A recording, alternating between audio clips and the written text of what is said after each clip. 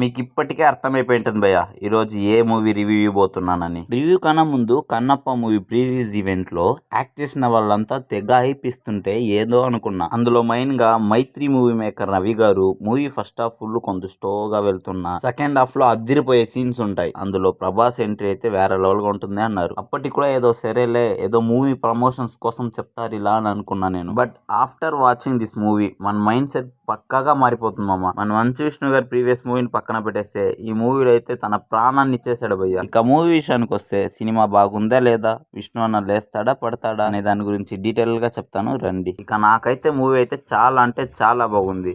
మూవీలో యాక్ట్ చేసిన ప్రతి ఒక్కరు వాళ్ళ 100% పెట్టేశారు భయ్య. ఇక మూవీ స్టోరీ లైన్ విషయానికి వస్తే మూవీ గురించి మనకు ఆల్రెడీ తెలిసిందే, అయినా కూడా మూవీ స్టోరీ లైన్ షార్ట్ గా చెప్పేస్తాను వినేయండి. ఈ మూవీ ఒక వారియర్ గురించి ఉంటుంది, అదే మన మంచు విష్ణు గారి గురించి ఉంటుంది. తన జీవితం కోసం పోరాడే తిన్నడు ఇనిషియల్ గా లార్డ్ శివాని అపోజ్ చేస్తూ ఉంటాడు. కానీ ఆల్ ఆఫ్ సడన్ గా ఒక సిచ్యువేషన్ రావడం, ఇక తన లైఫ్ లో మార్పులు జరగడం, అపోజ్ చేసే మనిషి ఇక తన జీవితాన్ని శివుడికి అర్పణిస్తాడు. ఆ సిచ్యువేషన్ ఏంటి, ఎందుకు తిన్నడుకు శివుడి పైన అంత భక్తి వస్తుందని తెలుసుకోవాలంటే మూవీ పక్కా చూడాల్సిందే భయ్య. మూవీ పాజిటివ్ విషయానికి వస్తే ఫస్ట్ హాఫ్ లో character building scenes, second half లో భక్తి ఎలివేషన్ సీన్స్ తో ఆడియన్స్ ని ఎంగేజ్డ్ గా ఉంచేశారుగా. మంచు విష్ణు గారి పర్ఫార్మెన్స్ లో ఒక ఇంటెన్స్ ఉంది, ఎస్పెషల్లీ లాస్ట్ 30 మినిట్స్ అయితే చింపేశారుగా. ఇక మెయిన్ గా మూవీలో ఒక 10 మినిట్స్ వార్ సీక్వెన్స్ ఉంటుంది.